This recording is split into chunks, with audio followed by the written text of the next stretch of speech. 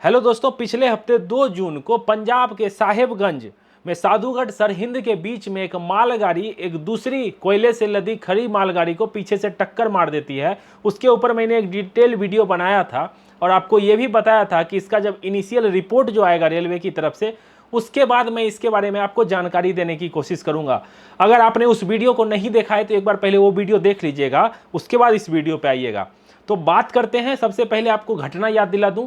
2 जून आपको पता है भारतीय रेल के इतिहास में एक काले अध्याय में लिखा गया है कि 2 जून को ही उड़ीसा के बालासुर में कोरोमंडल का एक भयंकर रेल हादसा हुआ था और 2 जून को पंजाब के सरहिंद में एक, आप कह सकते हो, ये भी भयंकर ही हादसा था। बस संयोग अच्छा रहा, किसी की जान इसमें नहीं गई, सिर्फ दोनों लोको पायलट इंजर्ड हो गए थे। तो इसका जो इनिशियल रिपोर्ट आया रेलवे की तरफ से वो मैं आपको बताने की कोशिश करूंगा। तो घटना तो आपको पता है, एक मालगाड़ी पहले से खड़ी थी। ये डीएफसी लाइन पे घटना हुई थी, डेडिकेटेड फ्रीट कॉरिडोर। वहां पे सरहिंद रेलवे स्टेशन के पास पहले से एक मालगाड़ी कोयले से लदी खड़ी थी। तो उसी समय ट्रेन नंबर GBGN आती है और पीछे से इसको, जिसमें WAG-12 का लोकोमोटिव, जो आपको पता है सबसे पावरफुल लोकोमोटिव है, पीछे से आके इसको टक्कर मार देती है।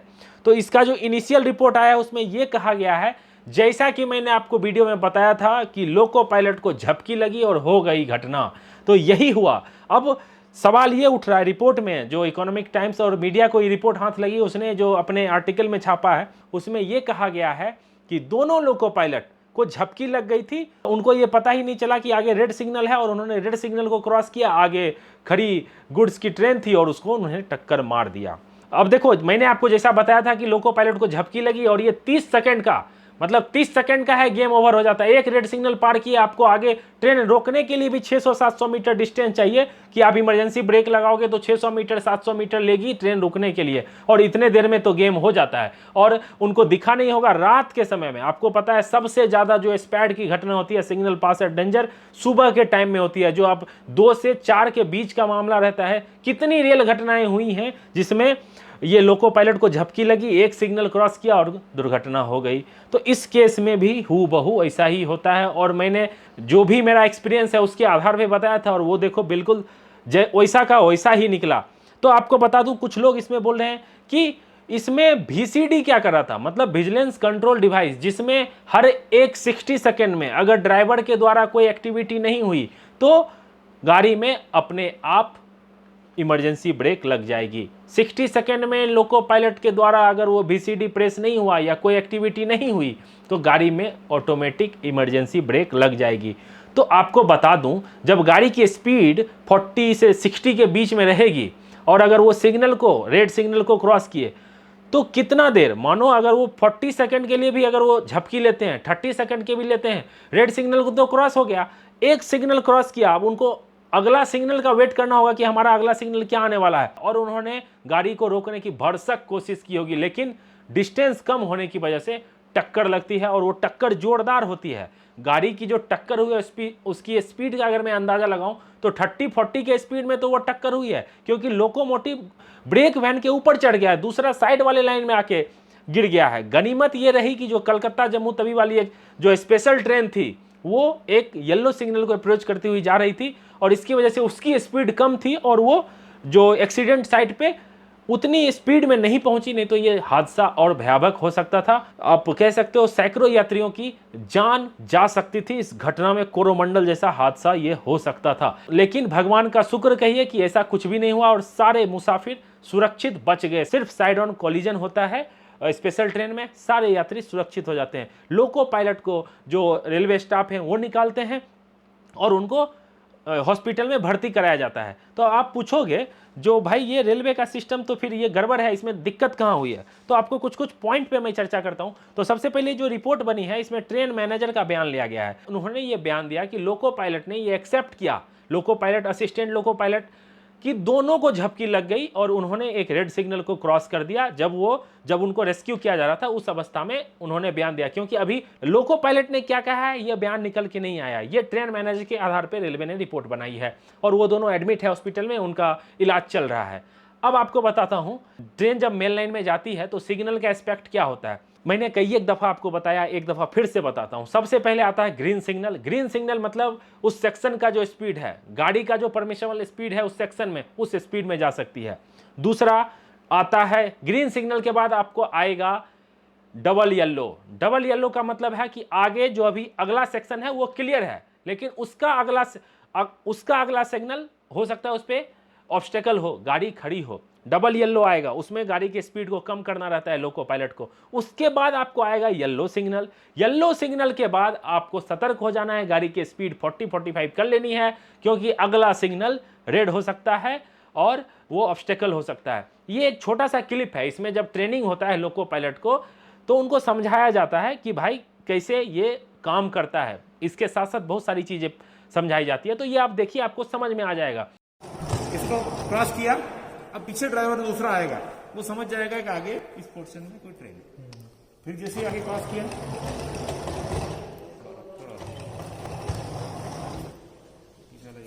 ये देखिए अब ये येलो है, it means one section is clear, second is obstructed. और आगे अब डबल येलो हो गया, means one is clear, second is also clear, third is obstructed.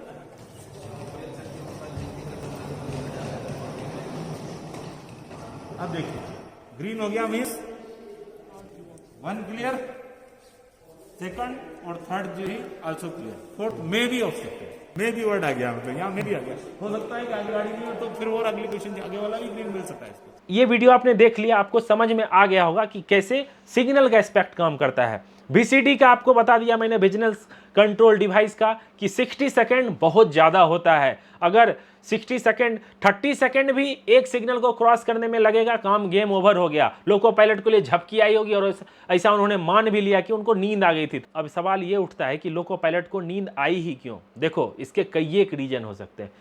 अभी जो स्थिति है भारतीय रेल में, आपको पता है गर्मी का, प्रचंड गर्मी का महीना है, टेम्परेचर 50 डिग्री, जो कैब में वैग 9 लोकोमोटिव के कैब में, बाकी जो लोकोमोटिव हैं उसमें टेम्परेचर 45 से ज़्यादा रह रहा है। इस स्थिति में उनको 12 से 14 घंटे काम करनी पड़ रही है। रेलवे का जो रूल कहता है लोको पायलट की ड्यूटी 9 घंटे मिनिमम और ज़्यादा से ज़्यादा 11 घंटे होनी चाहिए, उससे ज़्यादा नहीं होनी चाहिए। इस पे अमल नहीं किया जा रहा है।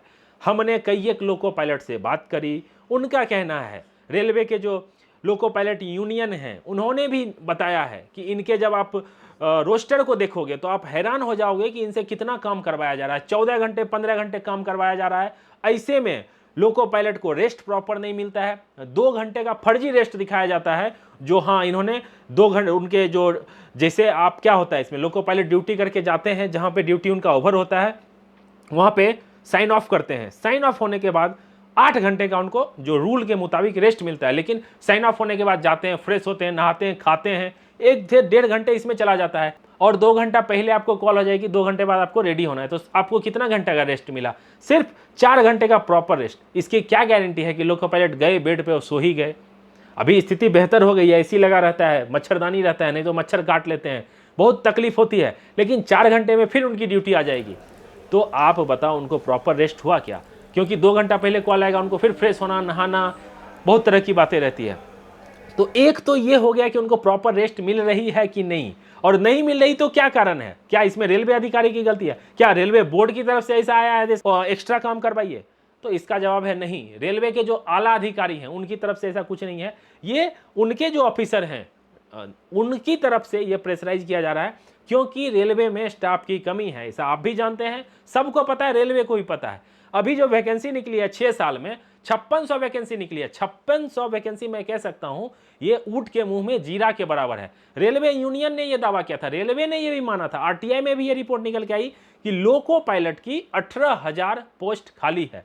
अब आप अंदाजा लगाओ कि 18,000 पोस्ट जब खाली है तो इतनी ट्रेनें को चलानी है, तो लोको पायलट कहां से आएंगे? लोको पायलट तो ऐसा नहीं है प्राइवेट कॉन्ट्रैक्ट दे दिया, उनको लेके हायर कर लिया, वो तो रेलवे के ही लोग हैं। तो एक्स्ट्रा काम करवाना पड़ रहा है मजबूरी में। अब आप कहोगे कि भाई ऐसा क्यों? तो देखो, जो एटलीस्ट जो प्रीमियम ट्रेनें हैं, राजधानी, शताब्दी, उस पर अगर ऐसा कुछ हुआ, सेफ्टी के मामले में खिलवाड़ हुआ, तो बहुत बड़ा मामला हो जाएगा और इस पर सरकार बैकफुट पे आ जाएगी। तो अब देखो, जो हमारा गुड्स ट्रेन है, पैसा वहीं से रेलवे को आता है, तो गुड्स ट्रेन को भी चलाना है, गुड्स ट्रेन को भर के चलाना है, और जो लोको पायलट हैं, जितने लोको पायलट हैं उतने लोको पायलट से ही चलवाना है। तो कहीं ना कहीं ज़्यादा काम करवाया जा रहा है, उनको रेस्ट प्रॉपर नहीं मिल रहा है। इसका आवाज़ मैं हर समय उठाता हूं और उठाता रहूंगा। उनको रेस्ट प्रॉपर नहीं मिल पा रहा है, इसकी वजह से वो ओवरबर्डन हो जा रहे हैं। गर्मी का मौसम है। अभी 4 दिन पहले की बताता हूं, एक लोको पायलट हीट वेव का शिकार हो गए और ऐसा शिकार हो गए कि उनको एडमिट करना पड़ा। मतलब उन्होंने बोला भैया मेरे से ड्यूटी नहीं हो पा रही है, मुझे चक्कर आ रहा है, उल्टी हो गई है, आप मुझे रिलीफ कर दो। उन्होंने बोला ठीक है, अगले स्टेशन पे तुमको रिलीफ कर दिया जाएगा। तो वो अगले स्टेशन पहुंचे, वहां भी उनको रिलीफ का कोई ऑप्शन नहीं था। संयोग थी, गाड़ी रुकी हुई थी, उनको चक्कर आया, फिर जाके एडमिट कराया गया। आप लोग जो अधिकारी लोग हैं, आपको पता है गाड़ी चलवाना है, लेकिन किसी के जान के साथ खेल के, सुरक्षा के साथ खेल के अगर आप गाड़ी चलवाएंगे तो एक्सीडेंट होगी, रेलवे का नुकसान होगा, आपकी संपत्ति, हमारी संपत्ति का नुकसान होगा। ये तो बता दिया आपको। जो ओवरबर्डन है, लोको पायलट जो गुड्स के हैं वो ओवरलोडेड हैं वर्क से। अब इस केस में क्या बताया जा रहा है, कुछ लोग ये भी बता रहे हैं कि लोको पायलट वैग 12 में थे, एसी आराम से चल रहा था और उनको नींद आ गई, झपकी लग गई, सो गए होंगे। देखो इसमें मैं नहीं कुछ बोल सकता हूँ, इस पर मैं कमेंट नहीं कर सकता हूँ।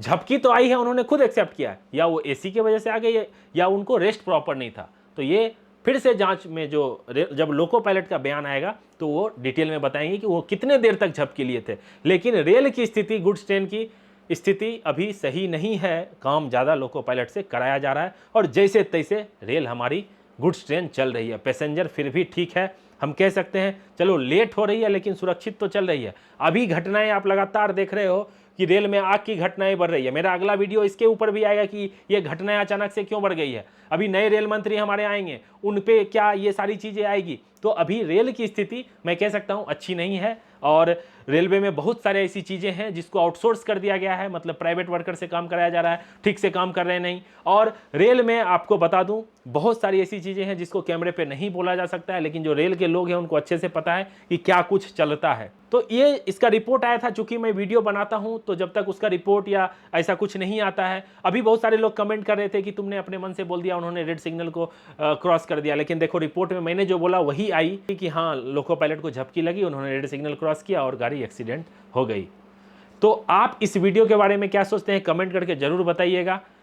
आई होप वीडियो आपको पसंद आया होगा। पसंद आया हो तो जरूर लाइक करना। चैनल पे आ गए हो तो कर लो सब्सक्राइब। मिलते हैं जल्दी अगली वीडियो में, तब तक अपना ख्याल रखिए, अपने परिवार का ख्याल रखिए। Bye bye, take care.